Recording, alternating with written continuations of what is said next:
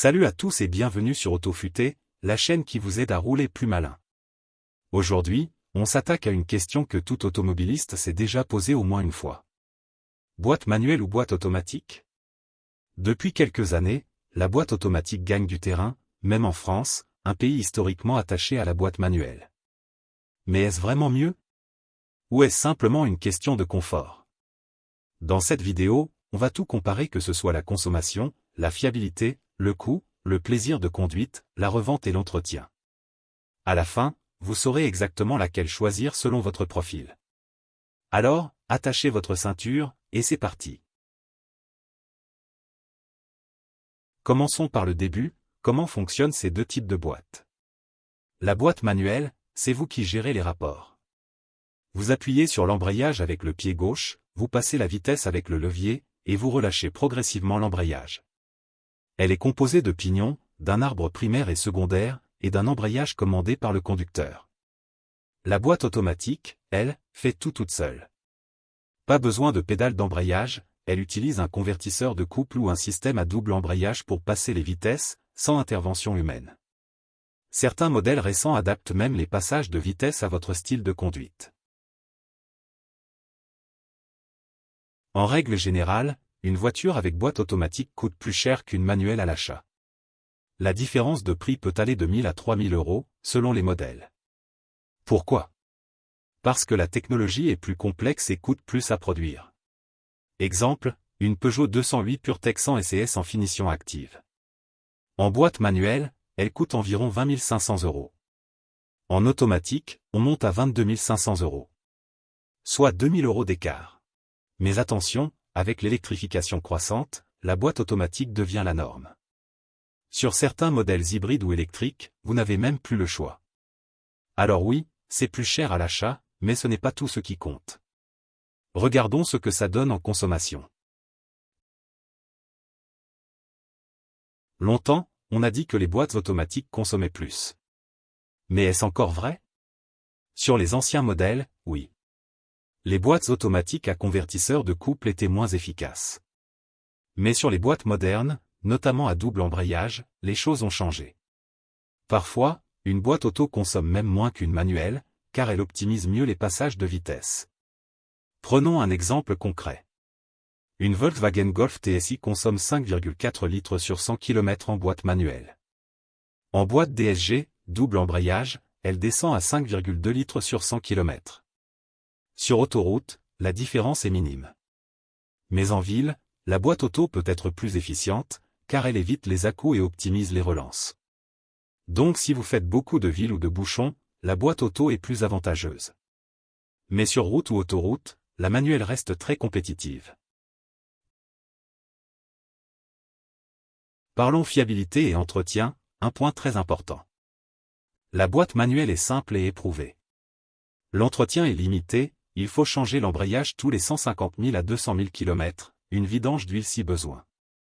Mais attention, un embrayage coûte entre 600 et 1 000 euros à remplacer, voire plus sur certaines voitures. Tandis que la boîte automatique, elle, demande un entretien plus spécifique. Il faut faire une vidange régulière, tous les 60 000 à 80 000 km, utiliser une huile spécifique, parfois coûteuse. Et en cas de panne, la note peut vite grimper, 2 000 à 5 000 euros selon les cas. Certaines boîtes robotisées sont aussi plus fragiles, surtout les simples embrayages. Mais bonne nouvelle, les dernières générations sont de plus en plus fiables. Et si vous respectez l'entretien, vous pouvez facilement dépasser les 250 000 km sans souci. Conclusion, la boîte manuelle est plus simple à entretenir, mais la boîte auto n'est plus aussi fragile qu'avant. Ici, c'est très subjectif. Tout dépend de votre style de conduite. Avec une boîte manuelle, vous êtes acteur de votre conduite. Vous choisissez le bon rapport, vous rétrogradez en virage, vous sentez la voiture. C'est idéal pour ceux qui aiment conduire pour le plaisir, surtout sur route de campagne ou en montagne. La boîte automatique, elle, privilégie le confort. Pas de pédale d'embrayage, pas besoin de changer les rapports, conduite plus fluide. Parfait en ville ou sur long trajet. Mais attention, les nouvelles boîtes sportives, type DSG, EAT8, offrent aussi un vrai plaisir de conduite. Et avec les palettes au volant, vous gardez la main si vous voulez. Donc si vous êtes passionné, la manuelle vous plaira peut-être plus. Mais pour un usage quotidien, difficile de battre la boîte auto en termes de confort. Autre point à ne pas négliger, la revente. En France, la boîte manuelle reste encore très présente. Donc les acheteurs d'occasion sont habitués, ce qui facilite la revente. Mais les choses changent vite. La boîte automatique est de plus en plus demandée, surtout sur les SUV, les hybrides et les voitures premium. Et dans certains pays, comme les États-Unis ou les pays nordiques, la boîte auto est quasiment la norme. Résultat, une voiture automatique peut se revendre plus cher ou plus vite, surtout si elle est bien entretenue. Donc si vous pensez à la revente à l'export, ou si vous achetez un SUV ou une voiture hybride, la boîte auto est un meilleur investissement à long terme. Alors, boîte manuelle ou automatique?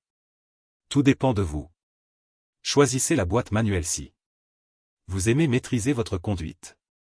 Vous roulez souvent sur route ou autoroute, vous voulez une voiture plus économique à l'achat. Vous êtes sensible au plaisir mécanique. Optez pour la boîte automatique si vous roulez souvent en ville ou dans les bouchons. Vous cherchez le confort avant tout.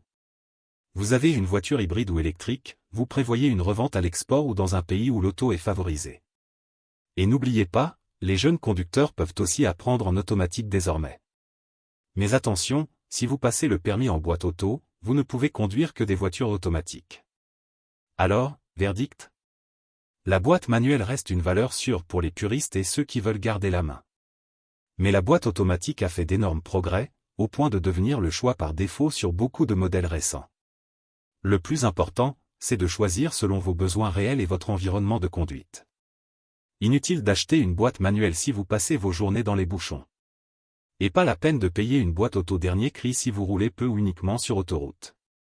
Et vous, vous êtes plutôt team manuel ou team automatique? Dites-le en commentaire. N'oubliez pas de liker, partager, et vous abonner à AutoFuté. À très bientôt pour une nouvelle vidéo.